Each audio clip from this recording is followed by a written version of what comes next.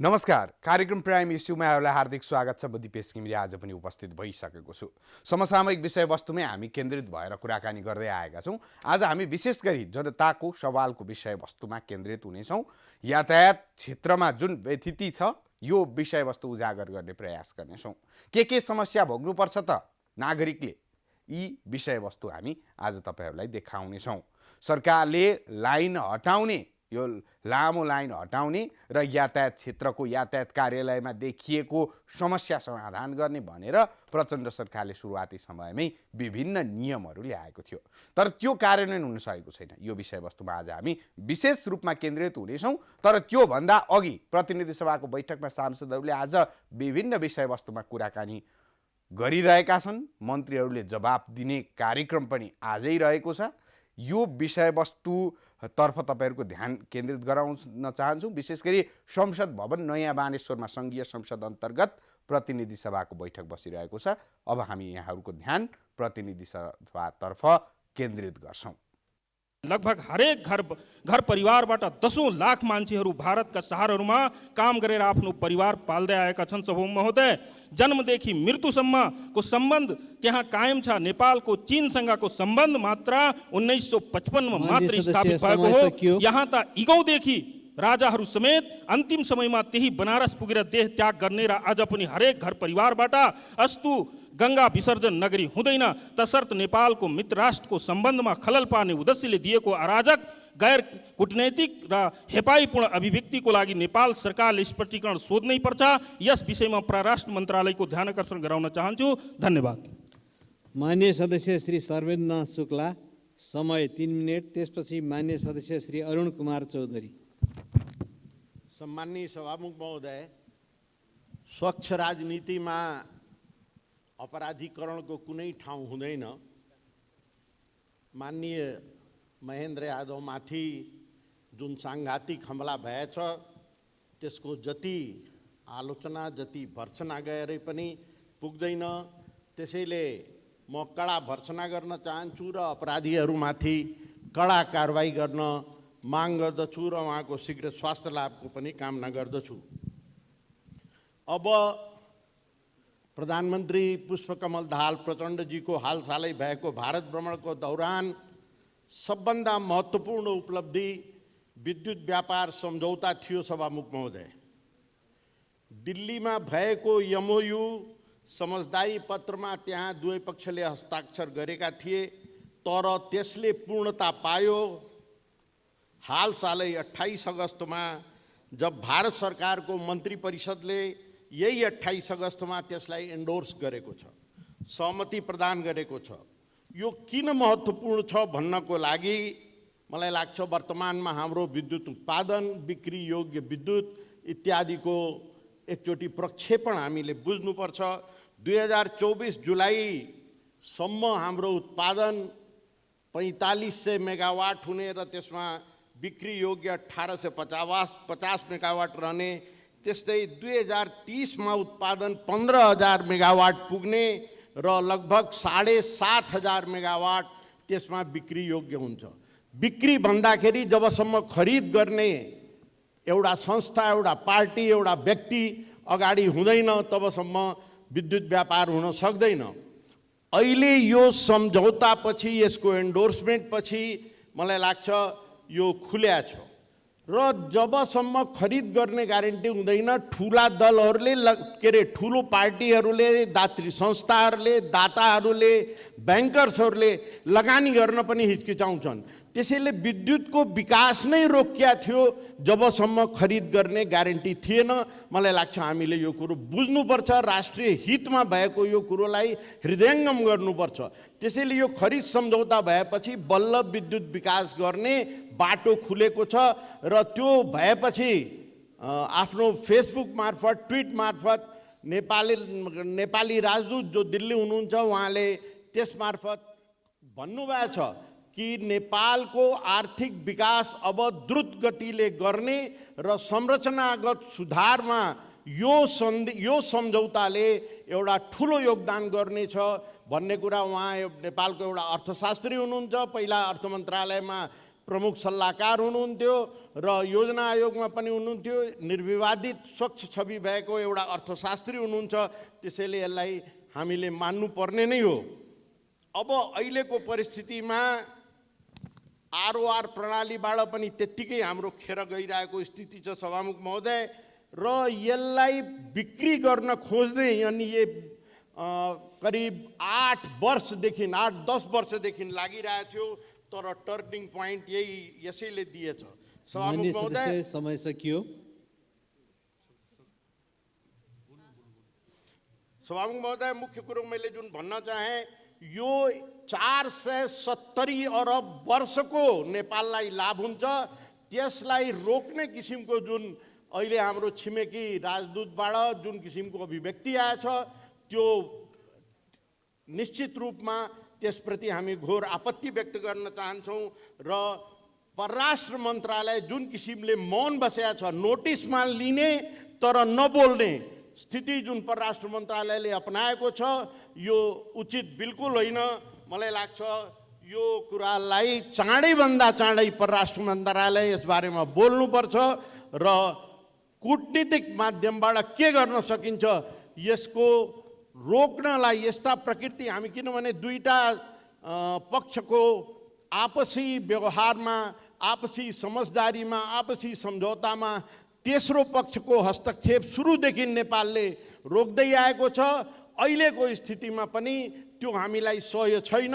चाँडैभन्दा चाँडै परराष्ट्र मन्त्रालयले यसमा कडा प्रतिक्रिया दियोस् भन्ने माग गर्न चाहन्छु। धन्यवाद। मान्य सदस्य श्री अरुण कुमार चौधरी, समय 3 मिनेट। त्यस पछाडि मान्य सदस्य श्री प्रेम सुवाल। सभामुख महोदय, आकस्मिक समय, विशेष समय र सुन्ने समयमा विभिन्न कुराहरू मान्यहरूले उठाउनु गर्नुहुन्छ र सरकारको ध्यान पनि आकर्षण गराउनुहुन्छ, तर मलाई लाग्छ कहीँ कतैबाट पनि त्यसको सुनवाई भएको जस्तो लाग्दैन। सत्तापक्षको मान्य हुँ, केही न केही सरकारको बचाउ गर्नैपर्छ होला नैतिकताको आधारमा, तर सत्तापक्षको मान्य हुँदै गर्दा सरकारले सही गरिरहेछ कि गलत गरिरहेछ त्यतातिर पनि विशेष गरेर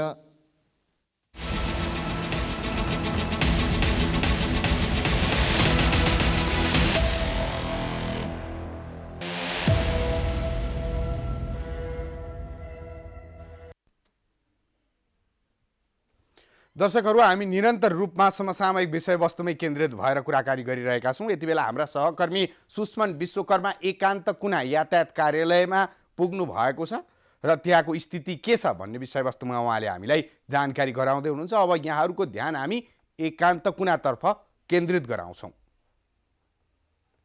कार्यालय विभिन्न समस्याको चाङको रूपमा हेर्ने गरेका छन्। सर्वसाधारणले यहाँ लाइसेन्सको लागि आउँदाखेरि, अन्य विभिन्न यातायातसँग सम्बन्धित विषयको लागि, कामको लागि आउँदाखेरि अत्याधिक समस्या भोग्नु परेको बताउँछन्। तर आज के छ वास्तविक अवस्था, यहाँ आएका सर्वसाधारणहरू सेवाग्राहीसँग कुराकानी गरेर जानकारी लिन चाहन्छु। दाइ नमस्कार। हजुर नमस्ते।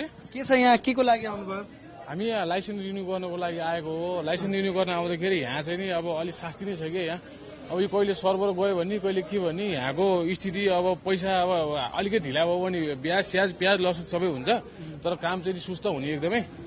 प्लस तपाईँको चाहिँ नि अब अहिले पनि सर्भर गयो भनेर हजुरको यहाँ सबै मान्छेहरू बसिरहेको छ नि। अब भोलि आउनु पर्सि आउनु मात्रै छ जहिले पनि। अब हुने कहिले के अब यो चाहिँ नि खै कसलाई गएर हामीले गुहार माग्ने हो, अब कसलाई गएर के भन्ने हो थाहा पनि भएन हामीलाई।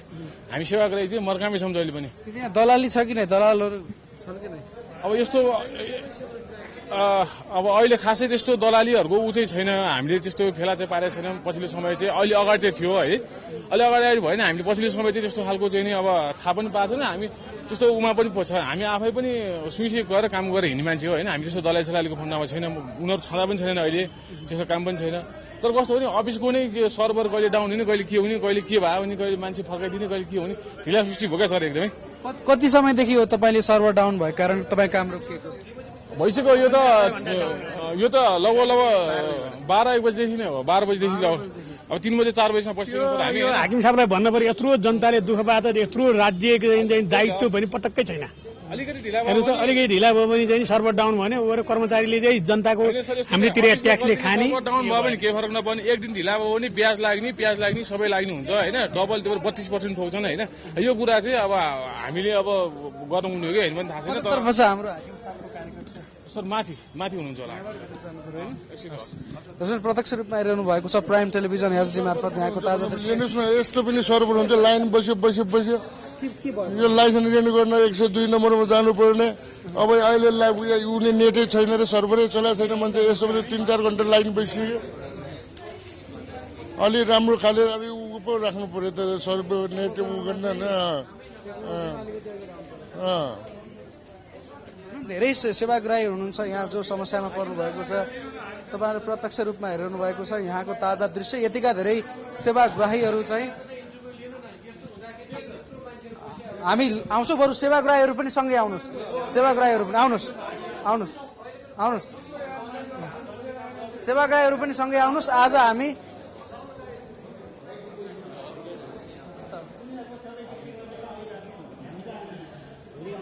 देख्न सक्नुहुन्छ यति धेरै सेवाग्राहीहरू सर्भर डाउन भएका कारण समस्या भोगिरहनु भएको छ। हामी कार्यालय प्रमुखको कार्यकक्षतर्फ जाने प्रयास गरिरहेका छौँ।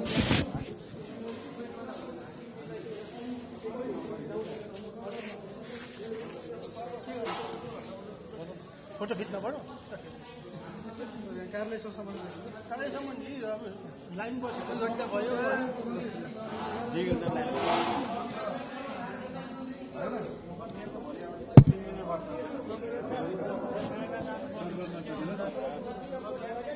सर्भर जस्तो चिज यस्तो त यो त गभर्मेन्ट काम हो नि त, यो त व्यक्तिगत काम होइन।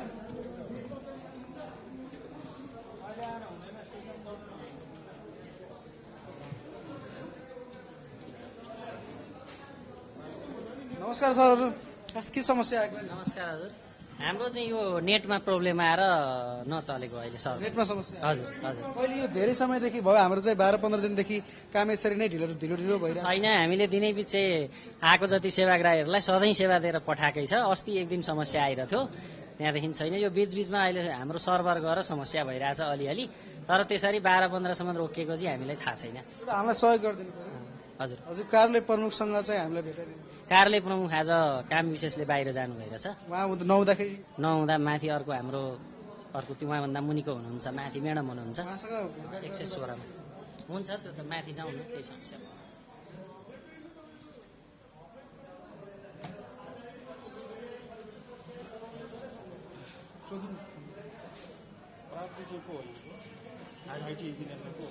यहाँ आइटीको हाम्रो त्यहाँ 117 मा हुनुहुन्छ वासुदेव रेग्मी भन्ने सरले हेर्नुहुन्छ आइटी चाहिँ। आइटी सम्बन्धी उहाँले कार्यालयको उपप्रमुखज्यूसँग कुरा गरौँ। कार्यालयको उपप्रमुखज्यूसँग हामी चाहिँ कुरा गर्न चाहन्छौँ।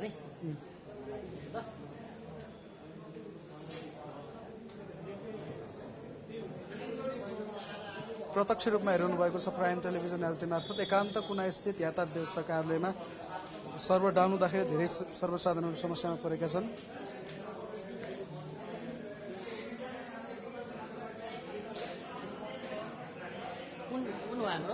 हामी प्राइम टेलिभिजन प्रत्यक्ष प्रसारणमा छौँ।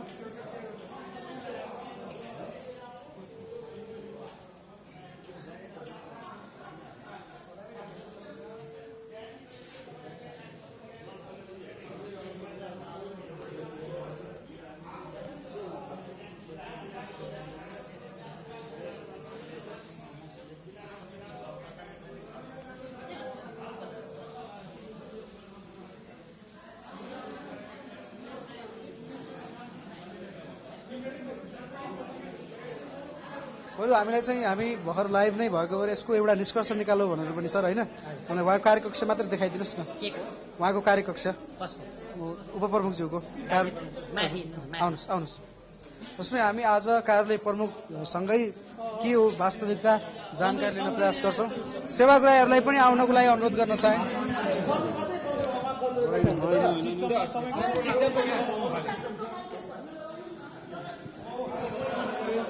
सेवाग्राहीहरू पनि आउनुहोस्।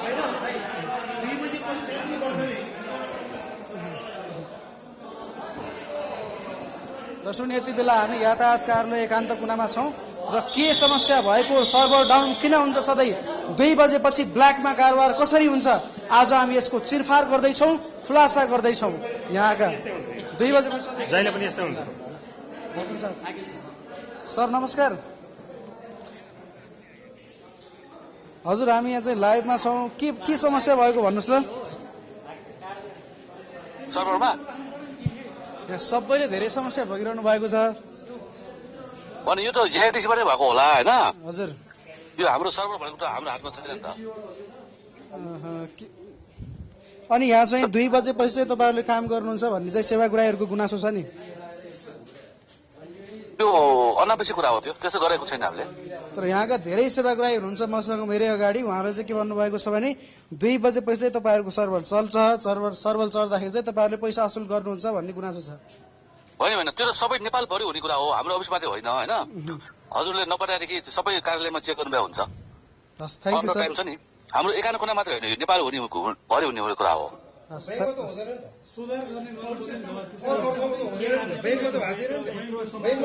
Thank you sir. 1 बजे आएर बस्यो, लन्च 1 बजे बस्यो, लाइनमा बस्यो, 3 महिना लाइनमै बस्यो, जनतालाई सुख दिन बस्यो, दुःख दिन बस्यो। सिस्टम चाहिँ भयो। के बजे confirm guarantee computer officer sir नमस्कार सर। समस्या चाहिँ के भएको यो सर्भरमा यसो बताइदिनुहोस् न। धेरै सेवाग्राही के सम्बन्धमा यो समस्या सर्भरमा के समस्या हो सर, आइटीसँग रिलेटेड हो भने? यस्तो हो, यसमा चाहिँ तपाईँको हाम्रो 2वटा सर्भर हुन्छ, इडिएल र डिएल 2टा सर्भर हुन्छ, पुरानो सर्भर र नयाँ सर्भर होइन। यसमा खास मैले भोलि बोलिराख्ने विषय पर्ने त विषय पनि होइन यो, किनभने कार्यक्रम राखिसक्नु भएको छ तपाईँलाई होइन। मेरो जानकारी भएअनुसार कार्यक्रमसँग तपाईँको भर्खरै वार्ता भएको छ होइन, उहाँले भनिसक्नु भएको छ। अब यसमा चाहिँ तपाईँको के भने यो इन्टरनेटबाट नचलेको भएर एउटा चाहिँ ल्यान्डबाट चल्ने सिस्टम छ, एउटा इन्टरनेटबाट चल्ने सिस्टम छ। त्यो इन्टरनेटबाट चल्ने सिस्टम चाहिँ पुरानो सिस्टमको डेटाहरू त्यसबाट हेर्नुपर्ने हुन्छ होइन। जुन तपाईँको यो सिस्टम लागु हुनुभन्दा पूर्व भएका डेटाहरू जसले पहिल्यै लाइसेन्स प्राप्त गरिसक्नु भएको छ उहाँहरूको चाहिँ विगतमा केही समस्याहरू भएको कारणले गर्दा त्यो लाइसेन्ससँग चाहिँ हामीले भेरिफाई गरेर मात्रै अगाडि बढ्नुपर्ने हुन्छ। त्यो भएर हामीहरूको जुन पुरानो सिस्टम नचलेसम्म नयाँ सिस्टम चाहिँ नचलेको हो होइन। अनि नयाँ सिस्टमबाट आएको जसको चाहिँ तपाईँको यो सिस्टम लागु भइसके पछाडि जारी भएको लाइसेन्सहरूको चाहिँ हामी सरसर गरेर पठाइदिएका छौँ, जसको पुरानो रेकर्डसँग भेरिफाई गर्नुपर्ने हुन्छ। उहाँहरूको हकमा मात्रै चाहिँ यो रोकिएको हो। त्यो सिस्टम चाहिँ मतलब चाहिँ इन्टरनेटबाट गर्नेहरूको अहिले काम भइरहेछ। हजुर, इन्टरनेट जुन पहिला जुन हाम्रो यो नयाँ सिस्टमबाट चालु भइसके पछाडि भएकोबाट उहाँहरूले आवेदन दिएर लाइसेन्स जसले लिनुभएको छ टोटल्ली यो भनौँ न उहाँको लाइसेन्स चाहिँ यदि नयाँ सिस्टममा मात्रै बेस भएको लाइसेन्स हो भनेदेखि त्यसको काम भइरहेको छ।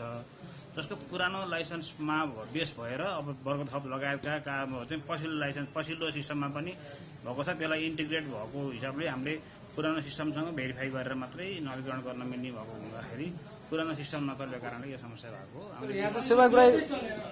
होइन। विभागमा चाहिँ हामीले कम्प्लेन गरिसक्यो, हिजोदेखि नै समस्या थियो। हिजो हाम्रो कस्तो भएन, यो प्रदेश र सङ्घ भने 2टा तपाईँको अलग अलग क्षेत्र भयो होइन। अनि सङ्घमा चाहिँ हिजो बिदा थियो, हिजोदेखि समस्या भएको रहेछ, हामीले कम्प्लेन गरेको थियौँ। उहाँको चाहिँ आज 10 बजे पछाडि आएपछि मैले रिपोर्ट गरेँ यस्तो यस्तो भएको रहेछ भनेपछि उहाँले आएर त्यसमा पनि तपाईँको इन्टरनल भन्दा पनि यो सुबिसुको लाइनको यो फाइबर चाहिँ ब्रेकेज भएको रहेछ।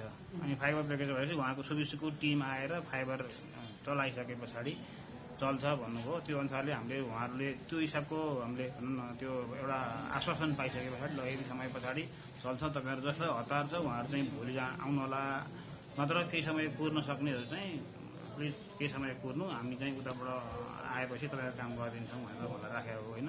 केही समय चल्यो पनि फेरि चाहिँ अब अहिले चाहिँ इन्टरनेटको ब्रेकेज यो इन्टरनेटको यो लाइनमा हामीहरूको यहाँ ठाउँ चाहिँ चलेको छैन भनेर चाहिँ मेसेज आएको छ होइन। त्यो भएर नि इन्टरनेटको लाइन ब्रेकेज भएको भएर यो पुरानो सिस्टम चाहिँ नचलेको हो। त्यो चाहिँ कहिले बन्छ त इन्टरनेट यत्र सेवाग्राहीको समस्या अधिकृत ज्यू भनिदिनुहोस् कहिले समाधान गर्नुहुन्छ?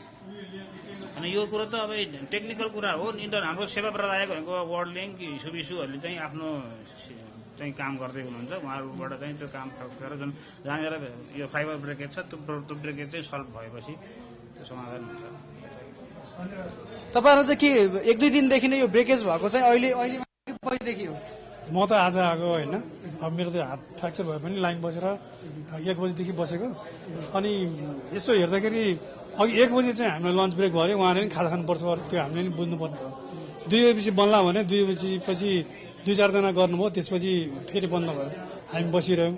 अब अहिले पनि हामी अननमा छौँ, अहिले भर्खर 3 बजेर 10 मिनट गइरहेछ, अफिस टाइम त त्यति बजीसम्म त होइन होला। यदि उहाँहरूले अब यो हामी लाइन बसेको छ भोलि पर्दैन तपाईँहरू यही लिएर आउनुहोस् भनेर यहाँ लेखेर दिनुभयो भने हामीलाई पनि अलिक सजिलो हुन्थ्यो होइन। अब यो त तपाईँको यो मात्रै होइन नि त, लाइसेन्स चाहिँ जस्तो पनि सरकारको यो अब हामीले यो लाइसेन्स अहिले भरेर दियौँ नि, 1 वर्षसम्म हामीले पैसा तिरेर पनि पाउँदैनौँ, त्यो कागज बोकेर हिँड्ने हो, कुन दिन बर्खा भिज्छ त्यो पनि थाहा हुँदैन। अनि सरकारले चाहिँ घर घरमा सिंहदरबार भने हुन्छ, सुविधा चाहिँ यस्तो यस्तो दिएर के गर्ने यो त।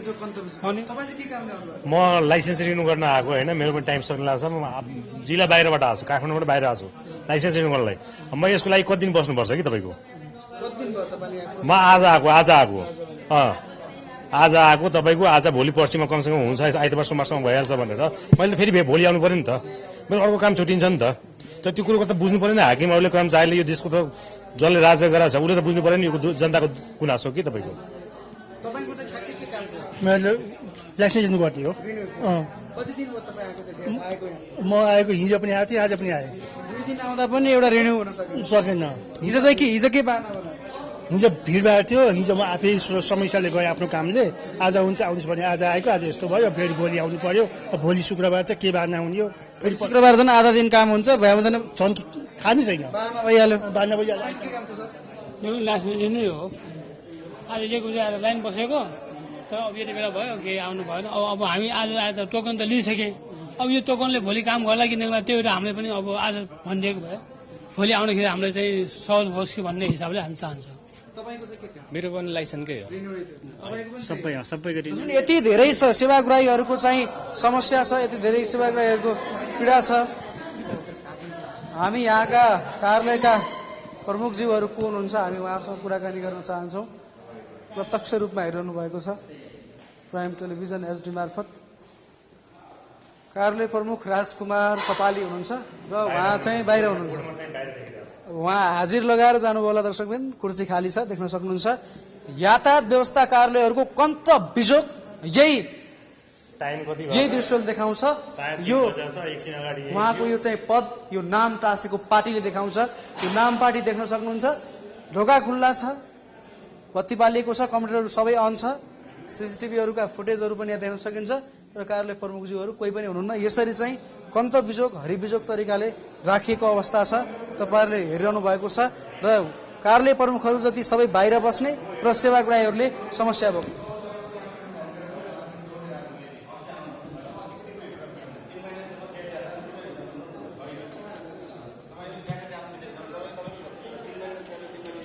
प्रत्यक्ष रूपमा हेरिरहनु भएको छ प्राइम टेलिभिजन एचडी मार्फत।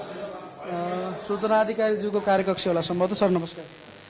नमस्कार। क्षमा प्रार्थी, म सूचना अधिकारी त होइन तर कर्मचारी हो। सूचना अधिकारी को हुनुहुन्छ? किन सर हुनुहुन्छ, त्यहाँ तल हुनुहुन्छ।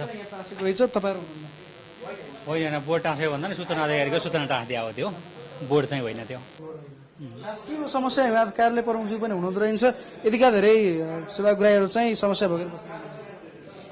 कार्यालय प्रमुख चाहिँ आज मेसिनको ट्रायलमा भक्तपुर हुनुहुन्छ, फिल्डमा हुनुहुन्छ होइन, प्रत्येक बिहिबार चाहिँ उहाँ उतै हुनुहुन्छ। अरू चाहिँ त अब हाम्रो समस्यामा चाहिँ इडिएल चलिरहेछ, डिएलमा चाहिँ कहिलेकाहीँ प्राविधिक समस्या आएछ। तपाईँहरूको वाइफाई त सधैँ बिग्रिँदो रहेछ नि 2 बजेपछि। 2 बजेपछि सधैँ बिग्रिँदो रहेछ भन्ने त यो याद कुरा हो होइन, किनभने कहिलेकाहीँ टेक्निकल कुराहरू, अब सबै त म टेक्निकल मान्छे होइन, जानकारी भएन, तर चाहिँ बिग्रेको कुराहरू प्राविधिकबाट बनाउन प्रयास गर्ने हो सर होइन। अब सधैँ बिग्रिने पनि होइन, बिग्रियो भने त्यसै छोड्ने कुरो पनि होइन, बनाऊ भन्ने हो। यो कार्यालय प्रमुखज्यू नभइसकेपछि अर्को को बस्नुहुन्छ भन्नुभएको थियो, उहाँसँग म्याडम हुनुहुन्छ होइन। यो 116 मा होइन।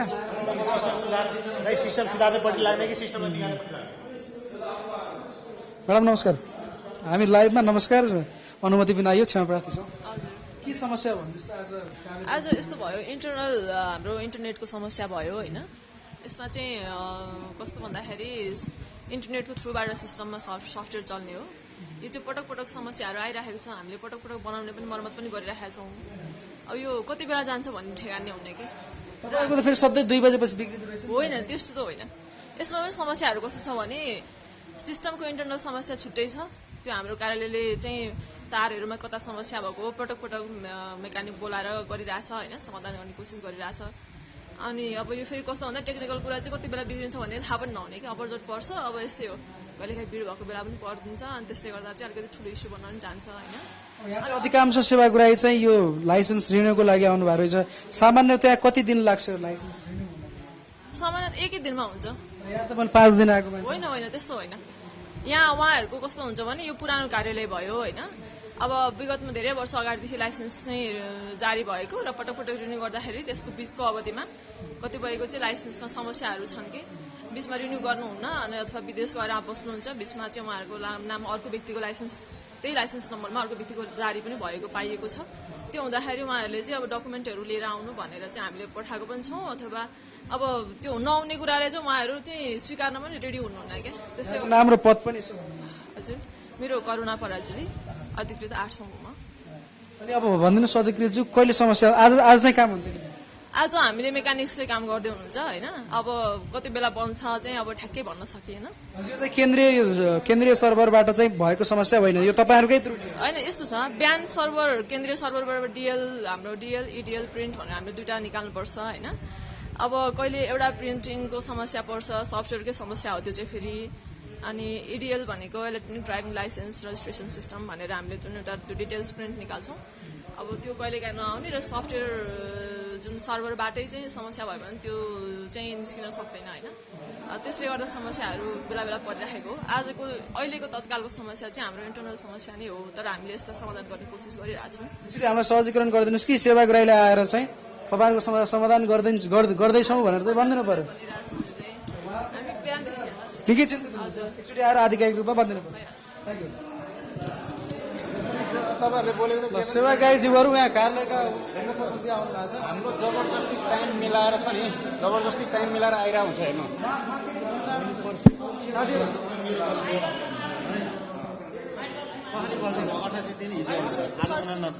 होइन क्या उहाँले के भन्नु टोकन छ होइन। ठिक छ, म अहिले तपाईँलाई भोलि समय लेखिदिन्छु होइन। आज सेवा चाहिँ अब सुचारू हुने केही समय लाग्छ। अब ठिक छ, भइहाल्छ, ठिक छ, आउनुहोस् न बस्नु। सरकारी कर्मचारी कहिलेकाहीँ टेक्निकल समस्या पर्छ, ठिक छ, लिएर आउनुहोस् न बस्नु। अनि त्यही त यही लाइसेन्स चाहिँ भोलि आज दिनु भयो भने भोलि डबल फाइन पर्छ कि पर्दैन त्यो भन्न खोजेको, बुझ्नु खोजेको। अन्यको कागजात के छ लिएर आउनु?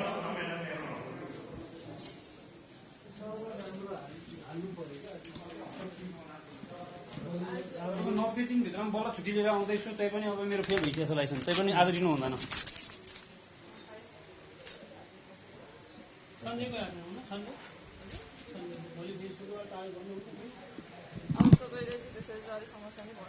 भोलि पनि उस्तै हो, भोलि पनि काम त यही त हो।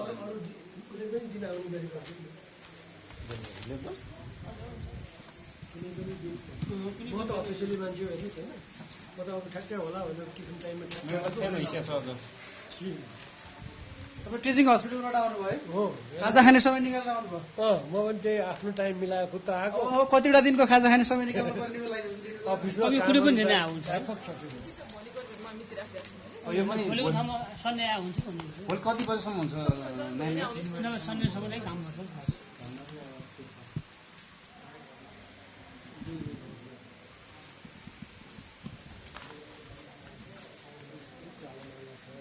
फेल भइसक्यो, 90 दिन पनि मैले छुट्टी नपाएको कि सबैबाट।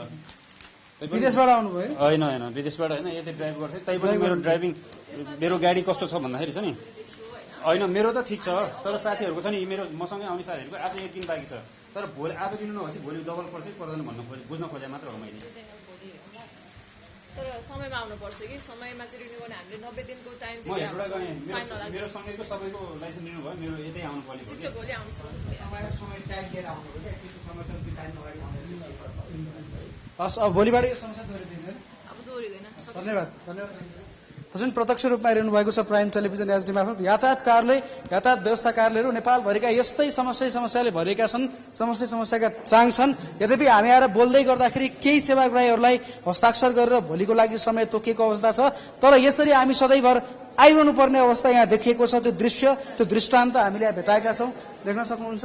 यति धेरै सेवाग्राहीहरू बल्ल तल्ल भोलिको लागि समय निश्चित गराएका छौँ हामीले प्राइम टेलिभिजन आएर यहाँ बोल्दै गर्दा केही प्रभाव परेको देखि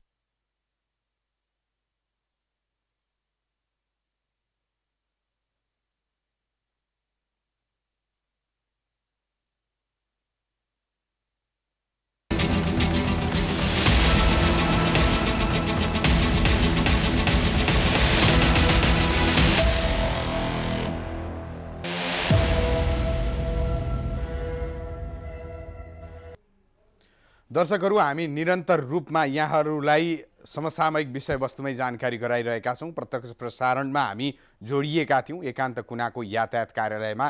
सेवाग्राहीका समस्या के छन् र केही सेवाग्राहीको समस्या हल गर्ने प्रयास पनि भएको छ र हाम्रा सहकर्मी सुष्मन विश्वकर्माले नागरिकका समस्याहरूलाई कार्यालय प्रमुखसम्म पुर्याएर समस्या समाधान गर्ने प्रयास पनि गरेका थिए र समस्या जिउका त्यो छन्। अझै पनि समस्या समाधान हुने भनिए पनि त्यो भइसकेको छैन। अब हामी पुनः यातायात कार्यालयतर्फै केन्द्रित हुन्छौँ। आश गरौँ तर भर नपरौँ भन्ने अवस्था यहाँ देखिएको छ। हामी यातायातको विषयमा निरन्तर खबरदारी गरिरहेका छौँ। सोहीको निरन्तरता स्वरूप आज हामी एकान्त कुना आएका थियौँ। तर अब हामी यो देख्दै गर्दा अब काठमाडौँ उपत्यकाभित्रका सबैजसो यातायात कार्यालयमा जानुपर्ने अवस्था देखिएको छ, ध्यान आकर्षण गराउनु पर्ने आवश्यकता देखिएको छ। र अहिले यातायातको क्षेत्रमा निकै समस्या छ। लाइसेन्सको ट्रायल पास गर्यो, त्यसको 1 वर्षपछि पनि स्मार्ट कार्ड आउँदैन, निकै समय लाग्छ। रिन्यू गर्यो, त्यसको पनि त्यति नै धेरै समय लाग्ने। एउटा मान्छेले काम गरिरहेको मान्छेले सेवा लिन आएको सेवाग्राहीले उत्तिकै समस्या भोग्नुपर्ने, उत्तिकै शास्ति खेप्नुपर्ने अवस्था सार्वजनिक स्थल बनेको छ, सेवा लिने सरकारी कार्यालयहरू बनेको छ र त्यसलाई अझै जोड बल पुर्याएको छ यातायात व्यवस्था कार्यालयहरूले। भौतिक पूर्वाधार तथा यातायात मन्त्रीज्यू प्रकाश ज्वालाज्यू, तपाईँहरूले हामी यहीँबाट अपिल गर्न चाहन्छौँ, यहीँबाट आग्रह गर्न चाहन्छौँ, तपाईँ मातहतको निकायमा यति धेरै अनियमितता छ, यति धेरै गैर जिम्मेवारपन छ, यसलाई तपाईँले व्यवस्थापन गर्नै पर्छ। यो समस्यालाई न्यूनीकरण गर्नको लागि उचित योजना बनाउनै पर्छ। कर्मचारीमा समस्या छ कि प्रविधिमा समस्या छ कि अथवा सेवाग्राहीले काम गर्न ढिलो आइरहेका छन्, यो विषयमा तपाईँले निकै गहनतापूर्वक अध्ययन गरेर समस्याको समाधान गर्न ठोस कदम चाल्नै पर्छ।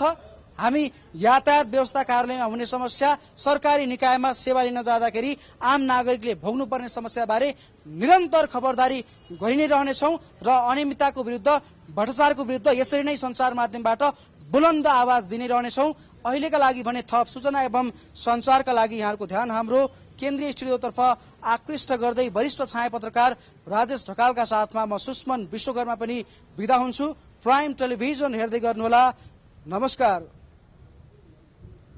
धन्यवाद सुष्मन। हाम्रा सहकर्मी सुष्मन विश्वकर्मा हुनुहुन्थ्यो, यातायात कार्यालय एकान्त कुनाबाट प्रत्यक्ष रूपमा जोडिनु भएको थियो र जनताका समस्याहरू उजागर गर्ने प्रयास आज हामीले गरेका थियौँ। यातायात कार्यालयमा व्यथिति छ, यातायात कार्यालयमा नागरिकले दुःख पाउँछन् भन्ने विषयवस्तुमै आज हामीले जानकारी दिने प्रयास गरेका थियौँ र यसमा समाधान गर्न सरकार केही लचक बने पनि समस्या अझै उस्तै रहेको पाइएको छ र केही नागरिकका समस्या भने आज हाम्रा सहकर्मीले पुरा गर्ने प्रयास पनि गर्नुभएको थियो र कार्यालय प्रमुखसँग गएर जुन समस्याहरू समाधानका प्रयासहरू गर्नुभएको थियो र केही नागरिकका समस्या समाधान पनि भएका छन्। अब भने हामी प्रतिनिधि सभातर्फै केन्द्रित हुन्छौँ। सङ्घीय संसद अन्तर्गत प्रतिनिधि सभाको बैठक जारी छ, जसमा सांसदहरूले आफ्नो धारणा राखिराखेका छन्, मन्त्रीहरूले जवाब पनि दिइरहेका छन्। अब हामी प्रतिनिधि सभातर्फ यहाँहरूको ध्यान केन्द्रित गर्दै कार्यक्रम प्राइम इस्युबाट पनि अहिलेका लागि भने म दिपेश घिमिरे बिदा चाहन्छु। नमस्ते। सरकारलाई आग्रह गर्न चाहन्छु, अनुरोध गर्न चाहन्छु, उच्च स्तरीय छानबिन समिति गठन गरेर यो घटनाको सत्य तथ्य अगाडिमा आओस्। सापकोटा मात्रै हो कि यो घटना गर्ने र गराउने यो पर्दाको पछाडि अरू कोही कुनै शक्ति छ, कुनै समूह छ, त्यो सबलाई पर्दाफास गरेर उच्च स्तरीय छानबिन गरेर अगाडि ल्याइयोस् भन्ने म जोरदार रूपमा माग गर्न चाहन्छु। धन्यवाद। जय नेपाल। मान्य सदस्य श्री वासुदेव घिमिरे, समय 3 मिनट। त्यसपछि मान्य सदस्य रणकुमारी बलम्पाकी मगर। सम्मान्य सभामुख महोदय, भन्सार विभागको तथ्याङ्क अनुसार मुलुकमा हाल 41 वटा प्रमुख भन्सार कार्यालय रहेका छन्। ती भन्सार कार्यालयको मातहतमा रहने गरी मुलुकभर 132 वटा छोटी भन्सार कार्यालय छन्। सङ्ख्यामा यतिका धेरै छोटी भन्सार कार्यालय देखिए पनि अधिकांश सञ्चालनमा छैनन्। दण्डकालमा विस्थापित भएका धेरैजसो छोटी भन्सार कार्यालय हालसम्म बन्द अवस्थामा छन्। यसै गरी कोरोना महामारीका बेला बन्द गरिएका कतिपय छोटी भन्सार कार्यालय पनि सञ्चालनमा छैनन्। छोटी भन्सार कार्यालय सञ्चालनमा नआउँदा सीमावर्ती भारतीय बजारबाट नेपालतर्फ अवैध रूपमा खाद्यान्न, लत्ता कपडा, मेसिनरी सामान लगायतका विभिन्न वस्तुहरू भित्रिने गरेको छ। यसबाट सीमा नाकामा एकातिर तस्करी मौलाएको छ भने अर्कोतर्फ नेपाल सरकारलाई ठुलो राजस्व गुमेको छ। यसै गरी छोटी भन्सार कार्यालयका भौतिक पूर्वाधार जीर्ण हुँदै जानुको साथै जमिन समेत अतिक्रमणको चपेटामा परेको छ। भन्सार कार्यालयहरूले लक्ष्य अनुसारको राजस्व सङ्कलन गर्न नसक्नुमा छोटी भन्सार कार्यालयहरू सञ्चालनमा नआउनु पनि हो। अत सीमा क्षेत्रका बासिन्दाहरूको सहजता तथा राजस्व सङ्कलन वृद्धिको लागि बन्द रहेका छोटी भन्सार कार्यालय यथाशीघ्र सञ्चालनमा ल्याउने व्यवस्था मिलाउन मैले अर्थ मन्त्रालयको ध्यान आकर्षण गर्न चाहन्छु। सामान्य सभामुख महोदय, कतिपय छोटी भन्सार कार्यालयलाई स्तरोन्नति गर्नुपर्ने अवस्था पनि देखिएको छ।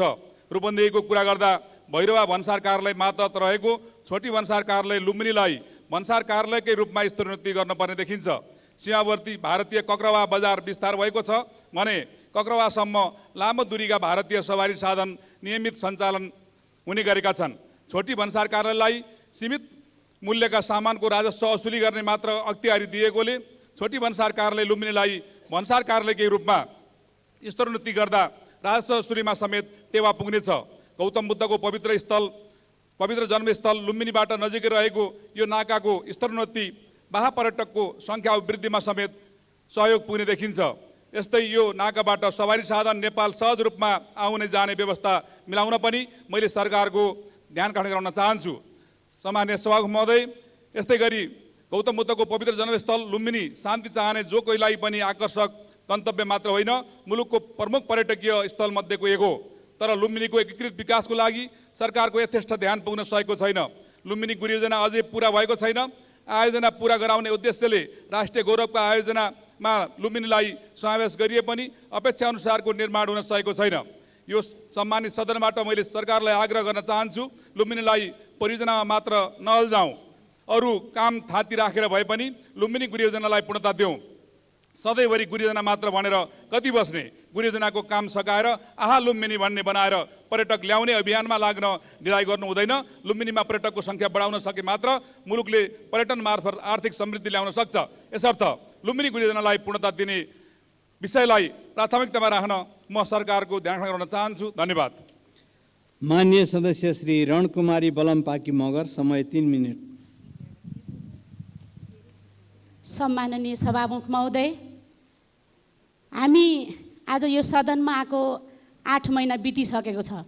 हामीसँग धेरै विधानहरू छन्, हामीले बनाउनु पर्ने विधानहरू थिए, तर हामी फिल्म हेर्दा हेर्दै हाम्रो 8 महिना बितिसकेको छ। कहिले हामी भुटानी शरणार्थी काण्ड, कहिले जलरी काण्ड, कहिले ललिता निवास र कहिले सुनकाण्ड, अहिले भर्खरै फेरि केही सांसदहरूले कुरा उठाइरहनु भएको छ गिरिबन्धु टी स्टेट। यसमा हामीलाई लागिरहेको थियो फिल्म हेर्न जाँदाखेरि कहिले हिरोइनी आउलान् र फिल्म हेरौँला भन्ने हुन्छ, तर यहाँ चाहिँ के भइरहेको छ भने साना साना समातिन्छन्, साना साना हिरोहरू आउँछन्, तर ठुल्ठुला जुन हिरोहरू हुन्छन् ती समातिएका छैनन्। हाम्रो यो समय चाहिँ आज हामी यही भ्रष्टाचार सम्बन्धी नै आज मिडियाले पनि अब के हुन्छ होला, यो सांसदहरू र पूर्व सांसदहरू त सबै घुसिया पो रहेछन्, सबैले घुस खाँदा रहेछन् भन्ने खालको बाहिर मिडियामा पनि सुनिरहेको छ। हामी पनि बाहिर हिँड्दाखेरि तपाईँहरूको पनि अब पालो आउला नि, भन्ने खालको छ। जसरी हामी एउटा सांसद हो भनेर ढुक्क ढङ्गले हामी बाहिर हिँड्नुपर्ने थियो, त्यो आज स्थिति रहेको छैन। र आज देशमा दिनदारै यो महँगी बढेको छ। यो सरकारले आज यो महँगीको विषयमा कुरा उठाएको छैन। इन्डियामा पानी पर्दाखेरि यहाँ हामी छाता ओढिरहेका छौँ। इन्डियामा आज चामलको मूल्य बढ्दाखेरि नेपालमा बढिरहेको छ। 5 रुपियाँ हाम्रो ग्यासमा बढ्दाखेरि 200 रुपियाँ बढ्छ, 300 रुपियाँ बढ्छ, 100 रुपियाँ बढ्छ। तर घट्दाखेरि 5 रुपियाँ 3 रुपियाँ घट्यो भने हामी एकदमै ठुलोको शानका साथ मूल्य वृद्धि घटायौँ भनेर हामी बोलिरहेका छौँ। आज दिनदिनै जनताको चुलोमा बल्ने आज तेल, चामल, नुनदेखि लिएर हरेक कुरामा आज महँगी बढिरहेको छ। यो सरकारले त्यो महँगीतिर ध्यान दिएको छैन। त्यस कारणले पनि आज यो सरकारप्रति जनताले हेर्ने दृष्टिकोण फरक भइरहेको छ। जुन जोगी आए पनि कानै चिरेको, तपाईँहरू पनि त्यहाँ गएर के भएर हाम्रो समस्या हेर्नुभएको छैन भन्ने खालको कुरो आइरहेको छ। आज यो देशमा शान्ति सुरक्षा कहिले चाहिँ यो भगवती पाण्डेले यो जातीय हिंसा भड्काइरहेको छ, कहिले चाहिँ यो पूर्वमा गोरु काटेर खाइरहेको, कहिले चाहिँ तनहुँमा गाई काटेर खाइरहेको यो समाचार आइरहेको छ। यसले हाम्रो साम्प्रदायिक हिंसा भड्किने स्थिति देखिन्छ। दिनदारै बिना पुर्जी हामी जस्तो मान्नेलाई लगेर थुनिन्छ र दिनदारै आज काठमाडौँको मुटुमा र खुकुरी प्रहार गरेर पूर्व मान्नेको चाहिँ घाँटीमा काटिन्छ भने अब हामीले के आशा गर्ने यो सरकारबाट? म सरकारको ध्यान आकर्षण गराउन चाहन्छु। यो देशमा शान्ति सुरक्षा र अमन चैन चाहिँ लागू गर्नलाई गृहमन्त्री, प्रधानमन्त्री सबैको ध्यान आकर्षण गराउँदै म बिदा हुन्छु। नमस्कार।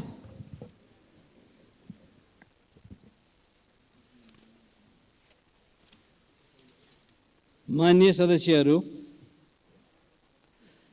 आजको आकस्मिक शून्य र विशेष समयमा कान्ति बाल अस्पतालमा एकजना 5 वर्षीय बालिकाको मृत्यु भएको र संविधान सभा सदस्य एवं नेपाली काङ्ग्रेसका सहमहामन्त्री श्री महेन्द्र यादवमाथि भएको आक्रमणको विषयमा गम्भीर कुराहरू उठेका छन्। यी विषयमा सदनलाई जानकारी गराउन सरकारलाई म निर्देश गर्दछु।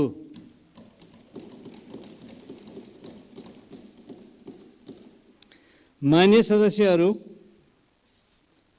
विशेष समयमा माननीय सदस्यहरूले बोल्ने समाप्त हुन्छ।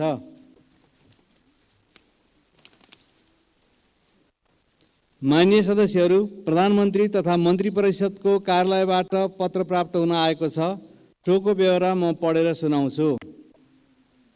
माननीय स्वास्थ्य तथा जनसङ्ख्या मन्त्री मोहन बहादुर बस्नेत इजिप्टको कायरोमा आयोजना हुने global congress on population health and development PHDC 23 विषयक सम्मेलनमा सहभागी हुन सम्म 2080 साल भदौ 18 प्रस्थान गर्नुहुने भएकोले उहाँको सम्हाल्दै आउनुभएको स्वास्थ्य तथा जनसङ्ख्या मन्त्रालयको कार्यभार सम्माननीय उपप्रधानमन्त्रीज्यूबाट माननीय परराष्ट्र मन्त्री श्री नारायण प्रकाश राउतले सम्हाल्ने गरी तोक्नु भएको बेहोरा अनुरोध गर्दछु।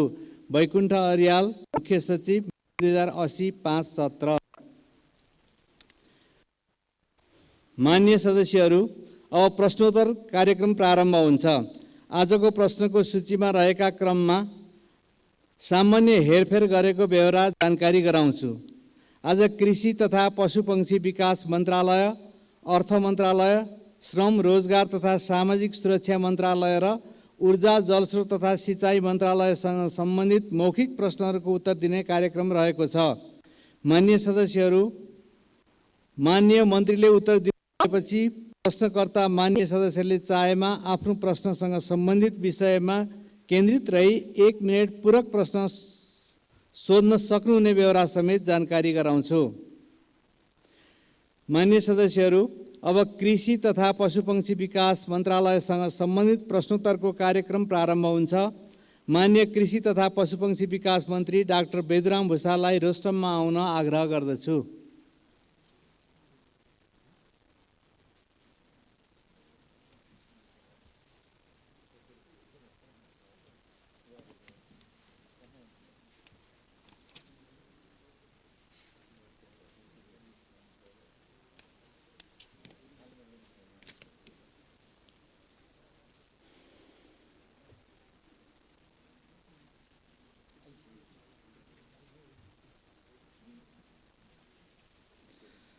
मान्य सदस्यहरू, अब प्रश्नकर्ता मान्य सदस्य श्री प्रेम सुवाललाई आफ्नो प्रश्न सोध्न अनुमति दिन्छु। प्रश्न नम्बर 7। सभामुख महोदय मार्फत मान्य कृषि तथा पशुपन्छी विकास मन्त्रीसँग प्रश्न राख्न चाहन्छु। नेपालमा कृषिको यान्त्रिकीकरणको अवस्था कस्तो छ? व्यावसायिक खेतीको नाममा दिइएको कृषि अनुदान दुरुपयोग भएको हुँदा सम्बन्धित किसानलाई खेत खलियानमै मल बिउ प्रविधिको लागि अनुदान दिने सरकारी योजना बनेको हो र नभए बनाउनु जरुरी छैन र? धन्यवाद। मान्य सदस्यहरू, अब मान्य कृषि तथा पशुपक्षी विकास मन्त्री डाक्टर बेदुराम भुषाललाई उक्त प्रश्नको उत्तर दिन अनुमति दिन्छु। सम्मान्य सभामुख महोदय मार्फत मान्य प्रेम सुवालले राख्नुभएको प्रश्नको उत्तर दिन चाहन्छु। कृषि क्षेत्रको विकासका लागि यन्त्रीकरण गर्ने सरकारको नीति छ। यो नीति प्रधानमन्त्री कृषि आधुनिकीकरण परियोजना अन्तर्गत 77 जिल्लामा सञ्चालित ब्लक, पकेट, जोन र सुपर जोन क्षेत्रमा लागू गरिएको छ।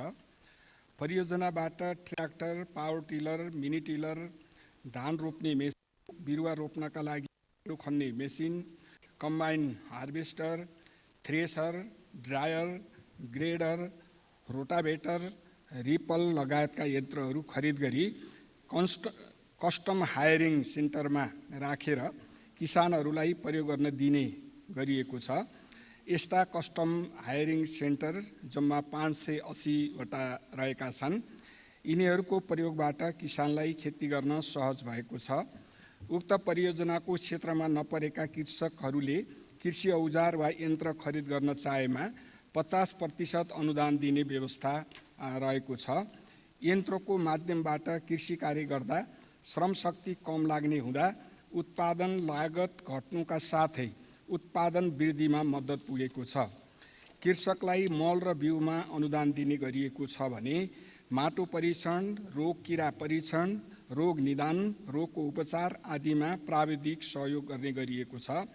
कृषक, कृषि फार्म, कृषक समूह, सहकारीहरूलाई प्राविधिक तालिम, सचेतना कार्यक्रम, औजार उपकरण मर्मत सम्हार तालिम, उत्पादन बढाउन सहयोग पुर्याउने तालिम पनि उपलब्ध गराइन्छ। अनुदानको दुरुपयोग हुन नपाउने गरी अनुदान वितरण गर्न सकियोस् भनेर कार्यविधिहरूमा परिमार्जन गरिँदैछ। धन्यवाद। प्रश्नकर्ता मान्य सदस्यले पूरक प्रश्न सोध्न चाहनु भएकोले विषयमा केन्द्रित भई पूरक प्रश्न सोध्न अनुमति दिन्छु।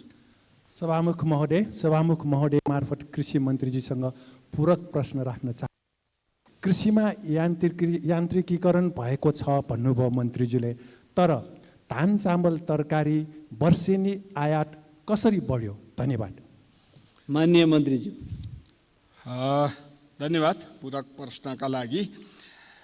कृषिमा यन्त्रीकरण हुने कुरा र धान आयात बन्द गर्ने कुरा सायद त्यति धेरै तालमेल राख्दैन होला।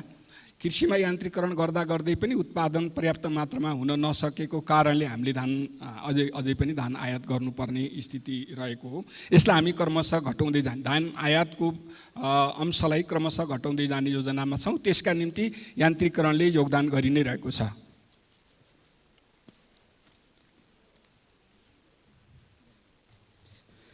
मान्य सदस्यहरू, अब प्रश्नकर्ता मान्य श्री वीरेन्द्र प्रसाद बडुलाई आफ्नो प्रश्न सोध्न अनुमति दिन्छु। प्रश्न नम्बर 8। सम्माननीय सभामुख महोदय, मन्त्रीजीलाई मेरो प्रश्न हो, किसानलाई हरेक वर्ष अभाव भइरहेको रासायनिक मल खादको उत्पादन स्वदेशमा नै गर्ने बारे सरकारको के योजना छ? मान्य सदस्यहरू, अब मान्य कृषि तथा पशुपक्षी विकास मन्त्री डाक्टर बेदुराम भुषाललाई उक्त प्रश्नको उत्तर दिन अनुमति दिन्छु। सम्माननीय सभामुख महोदय मार्फत मान्य दिलेन्द्र प्रसाद बडुले राख्नुभएको प्रश्नको उत्तर दिन चाहन्छु। स्वदेशमै रासायनिक मलको उत्पादन गर्ने सन्दर्भमा अध्ययन भइरहेको छ। यस विषयमा अध्ययन गर्न मन्त्री परिषदबाट 2077 कार्तिक 24मा गठित तत्कालीन मान्य अर्थमन्त्री, मान्य उद्योग मन्त्री माननीय कृषि मन्त्री रहनुभएको 3 सदस्यीय समितिले रासायनिक मल उत्पादन गर्ने सन्दर्भमा विस्तृत अध्ययन गर्नुपर्ने सिफारिस गरे बमोजिम मन्त्री परिषदले 2077 चैत्र 12 मा लगानी बोर्ड मार्फत यो कार्य अगाडि बढाउने निर्णय गरेको थियो। तत्पश्चात लगानी बोर्डले अध्ययन गर्नका निम्ति अनुमति मागेका 2 कम्पनीलाई अध्ययन अनुमति दिएको छ र अहिले डियाग इन्डस्ट्रिज GmbH नामक जर्मन कम्पनी र रिनिकोला होल्डिङ ACDN BSD नामक मलेसियन कम्पनीले अध्ययन गरिरहेका छन्। ती कम्पनीहरूको अध्ययन प्रतिवेदन प्राप्त भएपछि अध्ययनको निष्कर्ष अनुसार अगाडि बढ्ने योजना रहेको छ। प्रश्नकर्ता माननीय सदस्यले पूरक प्रश्न सोध्न चाहनु भएकोले विषयमा केन्द्रित भई पूरक प्रश्न सोध्न अनुमति दिन्छु। सम्माननीय सभामुख महोदय, नेपाल जस्तो कृषि प्रधान देशमा को प्रमुख र प्राथमिक एजेन्डा नै सिँचाइ र रासायनिक मलको व्यवस्थापन गर्नुपर्ने हो, तर त्यो हुन सकिरहेको छैन। सरकार अध्ययनमा मात्रै सीमित रहने कि छिटोभन्दा छिटो सङ्घीय सरकार र प्रदेश सरकारको संयुक्त लगानीमा मल खादको कारखाना सुरु गरिहाल्ने हो, यतातिर किन नसोच्ने? म जवाब चाहन्छु। हस्, धन्यवाद। माननीय मन्त्री। पूरक प्रश्नका लागि मान्यजीलाई धन्यवाद। अध्ययन बिना कुनै निष्कर्ष ननिकालिकन काम थाल्दाखेरि हामीले विगतमा धेरै लागत गुमाएर पनि उपलब्धि हासिल गर्न सकेका छैनौँ। त्यसले गर्दाखेरि अध्ययन गरेर नै कार्यलाई अगाडि बढाउन उपयुक्त हुन्छ भन्ने ठानेर सरकारले अध्ययन गराउनेतर्फ लागेको छ र अध्ययनको प्रतिवेदन छिटोभन्दा छिटो प्राप्त गरेपछि अगाडि बढ्ने धारणा रहेको छ।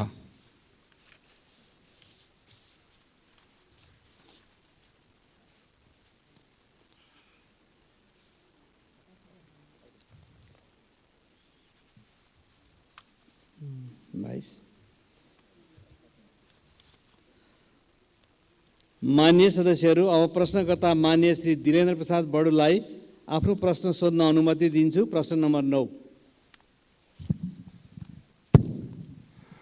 सम्माननीय सभामुख महोदय, माननीय मन्त्रीज्यूलाई मेरो प्रश्न छ, लम्पी स्किन सङ्क्रमणको पछिल्लो अवस्था के छ? पूर्ण नियन्त्रणको सरकारी योजना के रहेको छ? माननीय सदस्यहरू, अब माननीय कृषि तथा पशुपक्षी विकास मन्त्री डाक्टर बेदुराम भुषाललाई उक्त प्रश्नको उत्तर दिन अनुमति दिन्छु।